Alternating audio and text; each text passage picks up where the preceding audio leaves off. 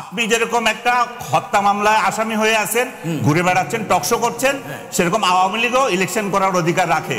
যেদিন তার বিচার হয়ে যাবে সেদিন আওয়ামী লীগ যেতে পারবে না ইলেকশনে। আপনার সমস্যা আছে, সমস্যা আছে মাথায়, সমস্যা আপনাদের হচ্ছে পচন ধরেছে শরীরে। আপনার দালালি করবেন না, আমি বলি আওয়ামী লীগের দালালি করবেন না বসে বসে। হ্যাঁ, আওয়ামী লীগের দালালি করবেন না। আনিস আলমগীর ভাইয়ের একটা কথা আমাকে খুব ব্যথিত করেছে। ফ্যাসিবাদের পতিত শক্তি রাজনৈতিক শক্তি হিসেবে উনি এখনো বিবেচনা করছেন। ফ্যাসিবাদের পতিত শক্তি রাজনৈতিক শক্তি নয়, এবং তার অংশগ্রহণ নিশ্চিত করা মানে ইনক্লুসিভ নির্বাচন নয়, মনে রাখা দরকার।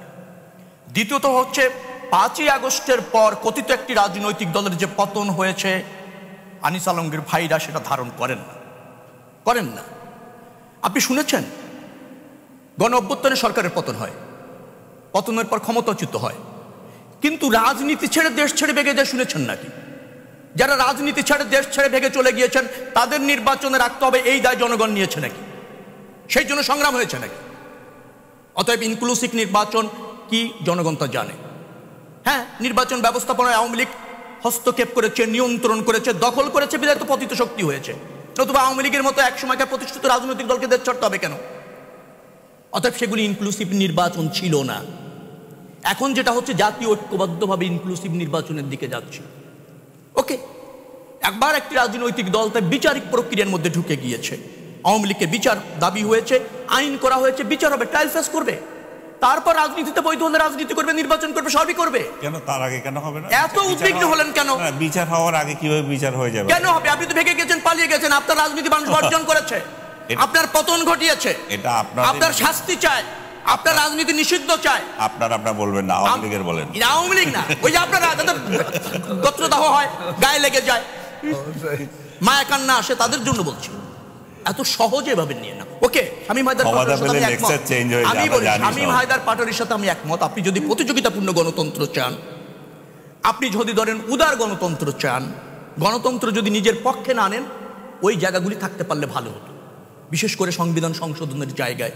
হ্যাঁ, ফ্যাসিবাদী তো সবসময় দোষর চায়, আবার দোষর পায়ও। আপনি যদি এভাবে বলেন জাতীয় পার্টির সহযোগিতা ছিল বিধায় শেখ হাসিনা দ্রুত ফ্যাসিস্ট হয়েছে, আর নাহলে তার ফ্যাসিস্ট হওয়া চাই দূর হতো, সেভাবে দেখলে তো বলা যায় জাতীয় পার্টি সহযোগী। কারণ আওয়ামী লীগ ফ্যাসিস্ট হতে সর্বাত্মক ভূমিকা পালন করেছে, সর্বাধিক ভূমিকা পালন করেছে। যুক্তি থাকতে পারে অনেক জায়গায়, কিন্তু আমি বলছি যে মানুষ ঐক্যবদ্ধ হয়েছে দুঃশাসন থেকে মুক্ত পাওয়ার জন্য। সুশাসন প্রতিষ্ঠিত হলে রাজনৈতিক দলগুলি বৃহত্তর সাথে একমত হবে, জাতীয় স্বার্থে একমত হবে, ভিন্ন আদর্শ, ভিন্ন মূলনীতি, ভিন্ন ঘোষণাপত্র নিয়ে রাজনৈতিক প্রতিযোগিতা করবে। সেদিকে আমরা এগোচ্ছি। আরেকটা কথা বলা দরকার, জনগণের বছর থাকতে পারবে?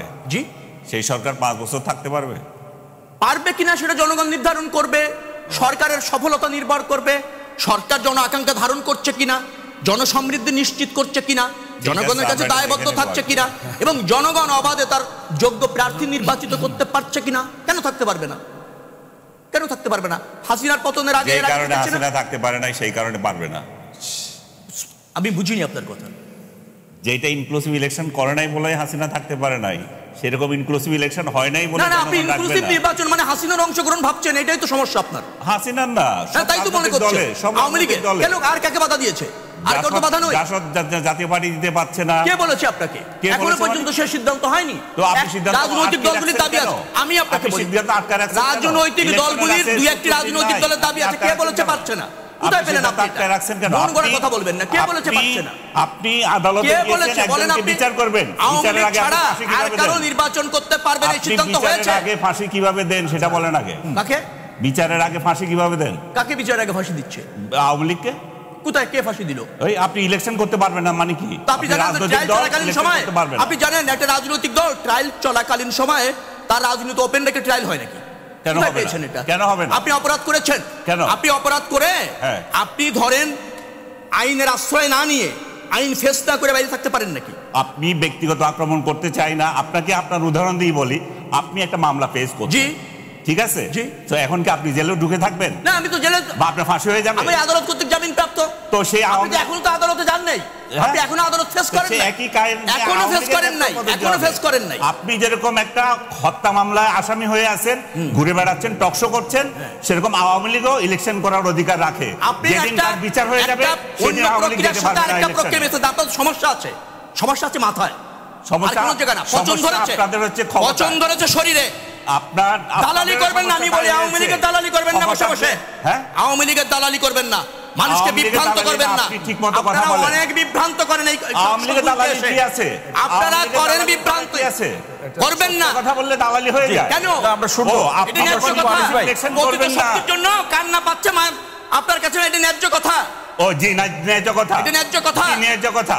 আপনার বাংলাদেশের ইলেকশন করতে পারে না, তখন বলেছিলাম ইলেকশন ঠিক হবে। আওয়ামী লীগের আমলে বিএনপি অংশ নিতে পারি না, এখনকার আওয়ামী লীগ অংশ নিতে পারছেন তো? কি তখনও বলেছি ইলেকশন বিএনপি যখন আসে নাই তখনও বলেছি এইগুলি করে তো বিভ্রান্ত করেন আপনারা, দালালি করেন, স্পষ্ট দালালি করেন।